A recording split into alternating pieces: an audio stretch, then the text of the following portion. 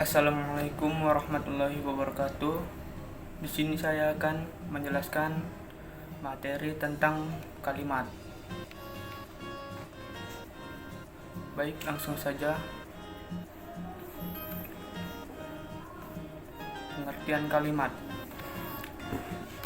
Kalimat adalah kesatuan bahasa atau ujaran berupa kata-kata atau kumpulan kata-kata yang sudah berintonasi final. Kalimat adalah suatu bahasa terkecil yang memiliki makna yang lengkap. Walau kalimat merupakan satuan bahasa terkecil, kalimat mempunyai makna yang utuh karena dapat berdiri sendiri dan mempunyai pola intonasi akhir. Kalimat memiliki fungsi sintaksis atau jabatan kata atau peran kata, di mana memiliki unsur seperti yang pertama subjek, kedua predikat, tiga objek, empat pelengkap, lima keterangan. Agar dapat dikatakan kalimat, jika terdapat sekurang-kurangnya terdiri dari unsur yaitu subjek, predikat.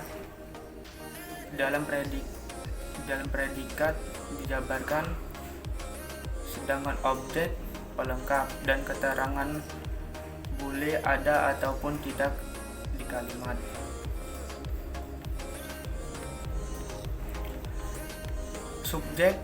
Subjek adalah bagian kalimat yang menunjuk pelaku, tindakan, keadaan, masalah atau segala sesuatu hal yang menjadi pokok suatu pembicaraan dan dapat diterangkan oleh predikat. Dapat diisi oleh kata benda atau frasa nomina, klausa maupun frasa verba. Contohnya, ibuku menjahit. Ibuku adalah kata bantu. Contoh kedua, kursi dosen bagus. Kursi dosen adalah frasa nomina.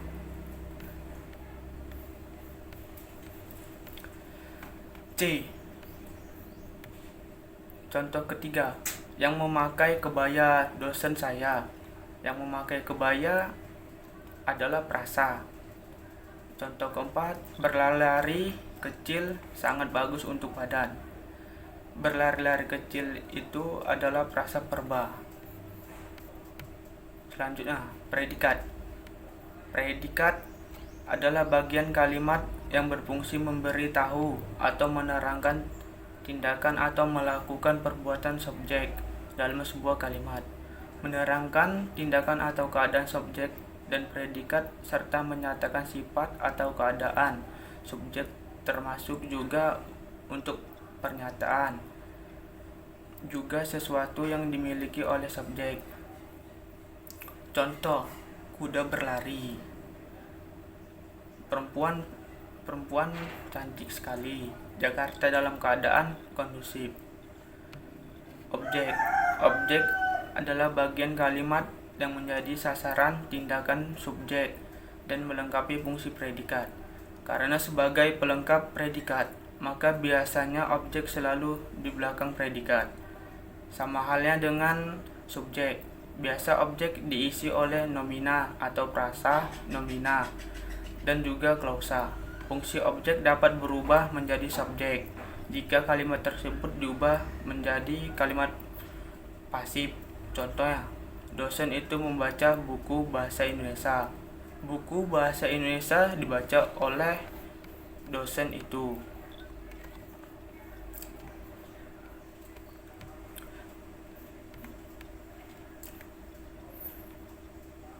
Pelengkap merupakan kalimat yang berfungsi sebagai predikat.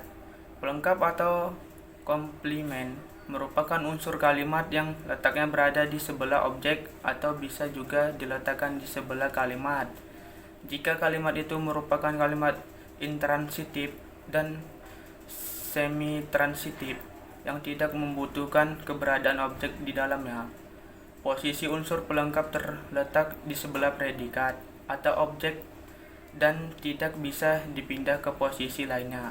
Sedangkan keterangan posisi bisa di sebelah objek, predikat, pelengkap, bahkan di awal kalimat sekalipun. Pelengkap sendiri dapat berupa klausa dalam bahasa Indonesia, prasa, verba, contoh, prasa adjektif dalam kalimat, kata benda, ataupun contoh prasa preposisional dalam bahasa Indonesia. Contohnya, Andi mengatakan bahwa baju itu adalah kepunyaannya. Baju itu adalah kepunyaannya sama dengan pelengkap yang berbentuk klausa. Contoh kedua, wajah Andi terlihat begitu murung. Begitu murung sama dengan pelengkap yang berbentuk prasa adjektifia. Prasa adjektiva.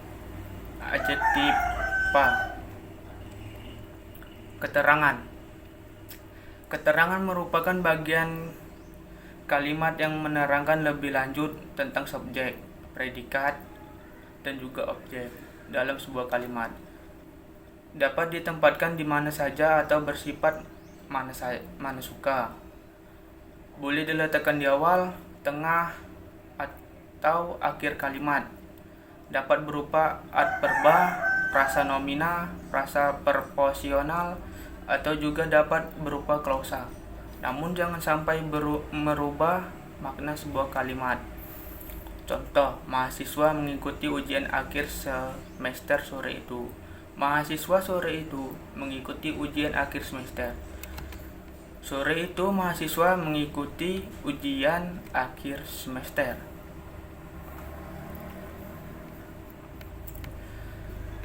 Selanjutnya, kalimat dapat berwujud lisan dan tertulis. Berwujud lisan, kalimat dalam berwujud lisan diucapkan dalam suara naik turun dan keras lembut, di sela jeda dan diakhiri dengan sebuah intonasi akhir. Kalimat berwujud tertulis, kalimat diawali oleh huruf kapital dan diakhiri oleh tanda titik, tanda tanya, dan juga tanda seru.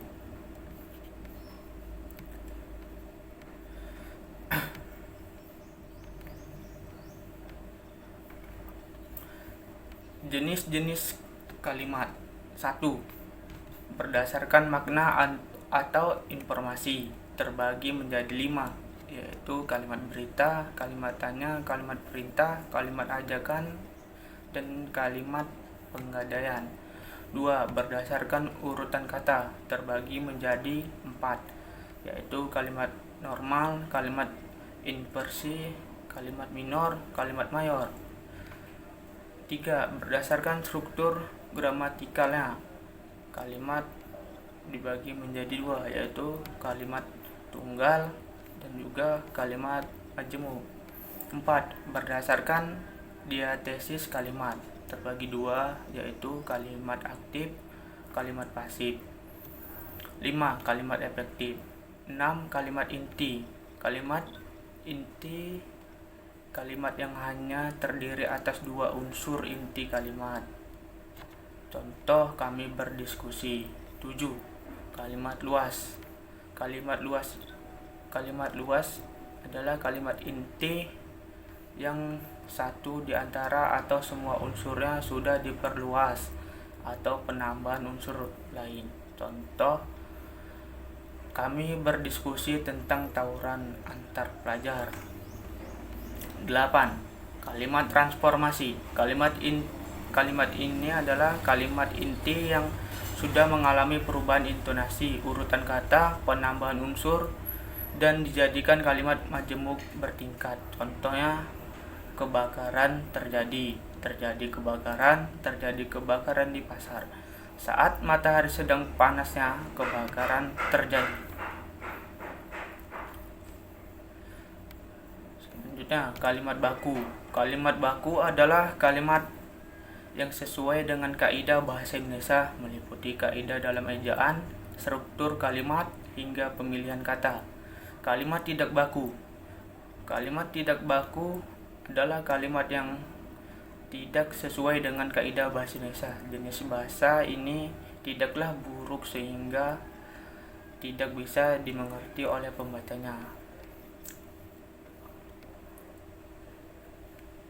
Contoh kalimat baku. Kiriman dari ayah sudah saya terima. Kalimat tidak bakunya, saya sudah terima kiriman dari ayah. Contoh kedua, kalian dipersilakan masuk sekarang. Kalimat tidak baku, kalimat kalian semua dipersilakan masuk sekarang, dan seterusnya.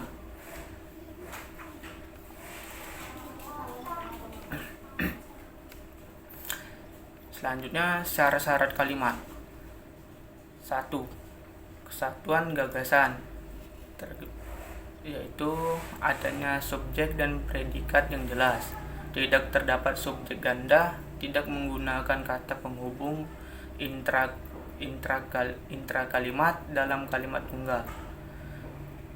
Predikat kalimat tidak dilalui oleh kata yang. Kedua, koherensi yang baik dan kompak. Koherensi rusak karena tempat kata dalam kalimat tidak sesuai dengan pola kalimat. Kepaduan sebuah kalimat akan rusak pula karena salah mempergunakan kata-kata depan, kata penghubung, dan sebagainya. Kesalahan lain yang dapat merusak koherensi adalah pemakaian dua kata yang maknanya tumpang tindih. Selanjutnya, kesalahan lain yaitu salah menempatkan keterangan aspek atau sudah, telah, akan, sebelum, dan sebagainya. 3. Penekanan. 1. Mengubah posisi kata atau frasa dalam kalimat. 2. Menggunakan repetisi kata atau frasa. 3. Pertentangan kata atau frasa. 4. Partikel penekanan atau seperti lah, pun, ka. 4. Variasi. A. Variasi sinonim kata. B. Variasi panjang pendek kalimat. C. Variasi penggunaan bentuk me dan di. D. Variasi dengan mengubah posisi dalam kalimat. 5. Paralelisme. Paralelisme menempatkan gagasan-gagasan yang sama penting dan sama fungsinya ke dalam suatu struktur gramatikal yang sama. 6. Penalaran atau logika. Suatu proses berpikir yang berusaha untuk menghubungkan fakta-fakta menuju kepada suatu kesimpulan yang masuk akal atau logis.